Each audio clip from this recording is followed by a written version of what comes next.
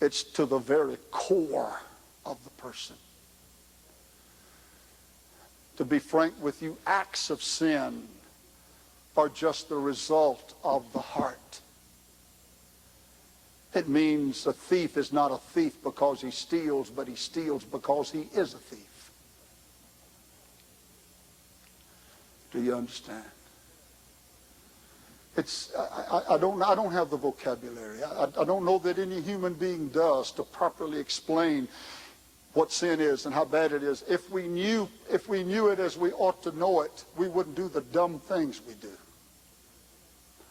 We wouldn't think the world of psychology holds the answer if we understood how bad sin is. You see, the world hates the cross. And sadly, most of the church does too. The world hates it because it shows how awful that man is, and at the same time how good he isn't. If something so horrible, so absolutely horrible, that God would have to become man and would have to come down here and be born of the Virgin Mary, and it would take 4,000 years to do it, and would have to walk perfect as a son of the law for 33 and a half years and then die and offer up himself as a sacrifice. If it took all of that, well, then we ought to understand how awful sin is.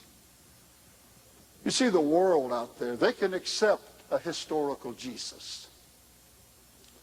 They can accept a Jesus, let me change it, Jesus the miracle worker. They can accept that. Jesus a prophet, a priest, a king. They can accept all of that. The world has no problem with Jesus the good man.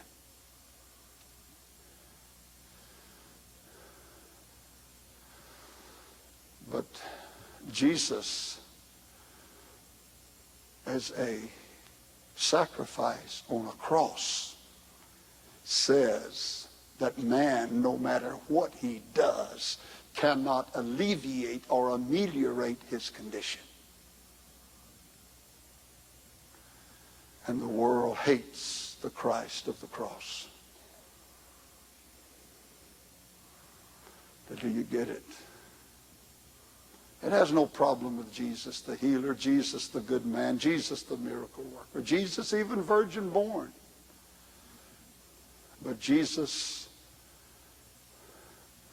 the sacrifice on a cross,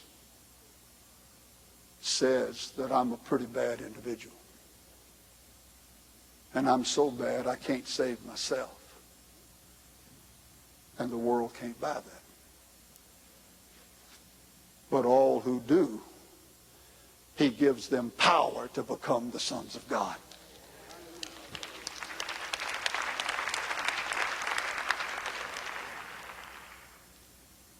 He laid that bullock on that altar, cut it in pieces, poured 4 barrels of water 3 times. But before he did that, he dug a trench around the thing. Why did he do that? I'm sure there were many reasons why he did it, but one of the reasons he was saying everything outside of that trench is of man. And it's wicked and evil and ungodly. Even Elijah was outside the trench. Not Elijah. Yes, he knew God, but he was just as dependent on that altar as was Ahab. You didn't hear what I said. No, not one of you heard what I said. We think I belong to Family Worship Center, or I belong to First Assembly of God, I belong to First Baptist, and God is so sick and disgusted with what you belong to. You're just as dependent on that altar as the biggest drunk that stands in the biggest bar in Baton Rouge, Louisiana today. God doesn't give 2 bent pins what you belong to and how good you think you are and what you think this, and I'm a 3rd generation this, and I'm a no, you're 3rd generational depraved sinner who got saved not by what you did, but by what Jesus did.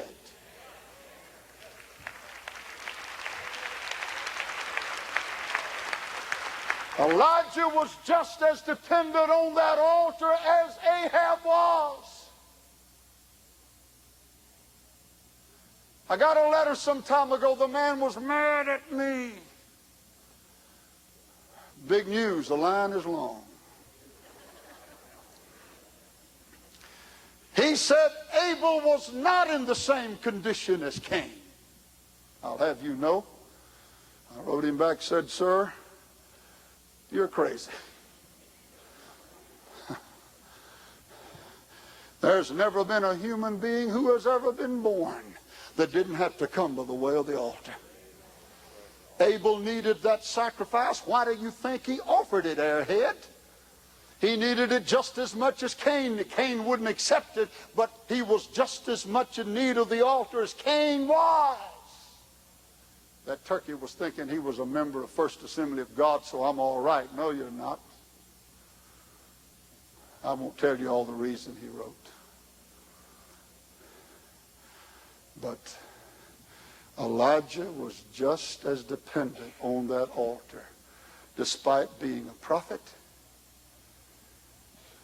despite being used of God, despite being called of God, despite being anointed by God, despite hearing from God, despite being closer to God than any man on the face of the earth of that day, was just as dependent on that altar as was the wicked Ahab. Now, do you really understand that? Do you really understand it? I know we nod our heads, and I'm not chiding you, but I don't think we really do. We think what we do merits us something. Despite trying not to believe that, we still do.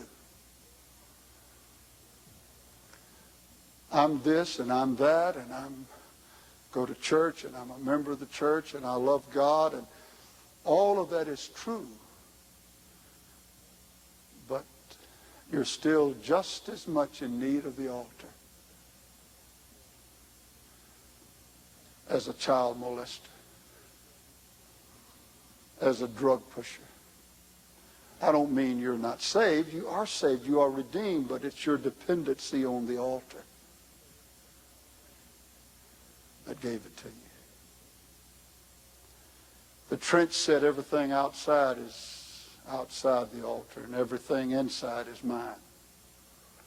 This is my prescribed order inside the trench. And you'd better put your faith what's inside that trench. It really means separation, but it really means separation from those who don't depend totally on the cross and those who do. You've got a choice. And he poured 4 barrels of water over it 3 times. That's 12 again. The water signified the Word of God. The Word of God is perfect. But this Word, if you try to divorce it from the cross, God won't honor it. That 12 barrels of water was poured over that victim on that altar, poured over it until it soaked everything.